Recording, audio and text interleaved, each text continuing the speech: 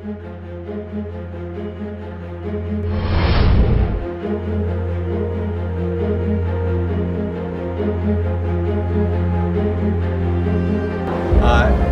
from E3, I'm Mike Okuda. I'm Denise Okuda. Welcome to Gameforge. Welcome to Star Trek Infinite Space.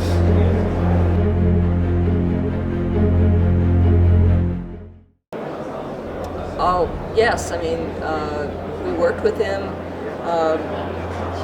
Really nice guy, so creative, very warm, very fatherly.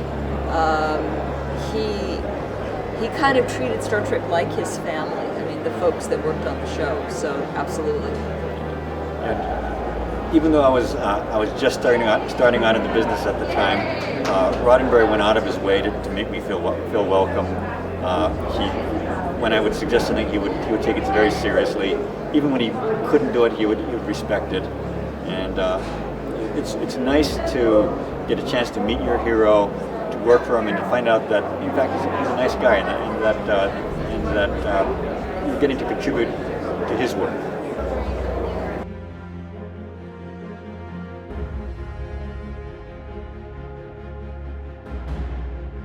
At the very beginning of Star Trek Infinite Space, our friends from Gameforge actually flew us over to Germany, and we met with the people from Keen as well as the people in Karlsruhe, and we just had these marathon meetings. Is this kind of like Star Trek? What would you like to see? What would you like it to do? And then from there, it's constant back and forth over the internet, looking at stuff, going, well, I like that, or, well, no, this was kind of how it was in the episode, so can you change that? And so it's, we don't actually meet face-to-face very often these days, except right here at E3, but we're over the net all the time. Yeah, the look and feel, and it was really important to us, and we really appreciated the fact that everybody wanted to get it right. They wanted it to feel like Star Trek, so of course that pleases us a lot.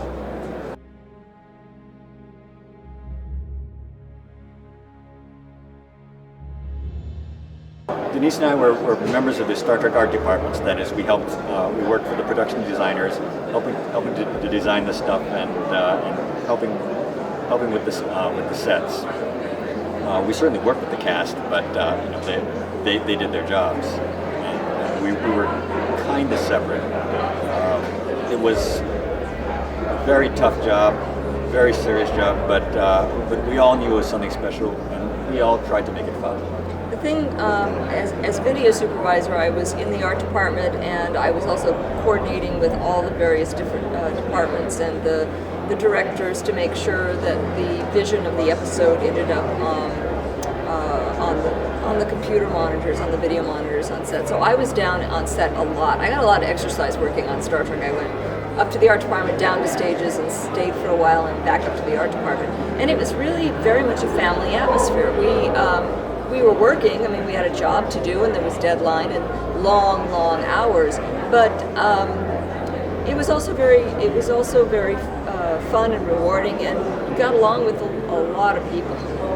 I remember very early on, one of the first days of shooting, Marina Sirtis, who played Counselor Troy, came up to me, and she was really intimidated by the fact that there's all these complicated control panels, and of course, being very serious about her craft of acting, she wanted to make sure she got it right, and so she was just a little bit nervous about that. And she said, "How do I know what button to push?" And I said, "Marina, I can't tell you exactly the button to push because I don't know. What I do know is that in the 24th century, these things are presumably very well designed, and that your character is very well trained. She went to Starfleet Academy and she knows what she's doing. So therefore, it's much more important that when you operate the controls, it looks like it's easy, that you know what you're doing and you're comfortable doing it." And she said, "Oh, that makes sense." And if you look at Counselor Troy, and the other cast, they look like they know what they're doing, and that makes the control panels look like they made sense.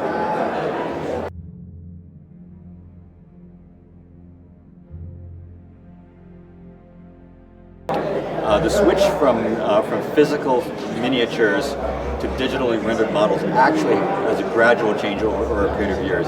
It wasn't necessarily that one is better or the other. It's which is the most effective for the shots you want, which is the most cost effective. And so each production will look at it and say, okay, this is more effective here, so they'll do that. Which is better?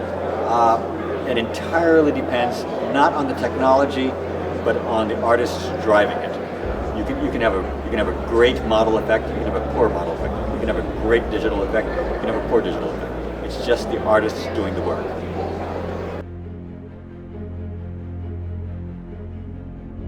We're amazed that you can stream this stuff over the net, and how they get all that stuff into that little bandwidth is it's magic to us. I think the artists at Gameforge have done a wonderful job of taking these designs quite accurately and adapting them to their needs, to the technical requirements of the Unity engine. And the Star Trek community is very discerning, and they know their ships too. So you're making sure that you can do the best you can because there's a lot of people looking at it.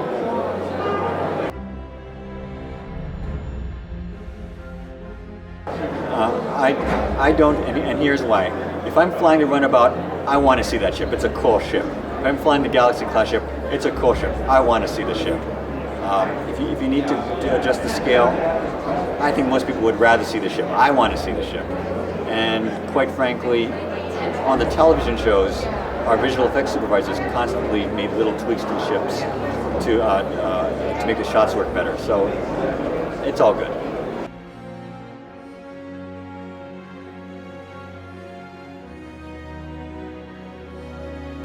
We weren't sad that the shuttle program came to an end because the shuttle was more dangerous than we'd like, it was more expensive to operate than we'd like, and it can't go beyond low Earth orbit.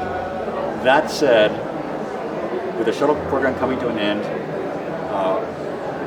we need new spaceships. Be they commercial, be they American, be they Russian, we need new spaceships. We need to go to the space station. We need to go to the moon. We need to go boldly where no one has gone before.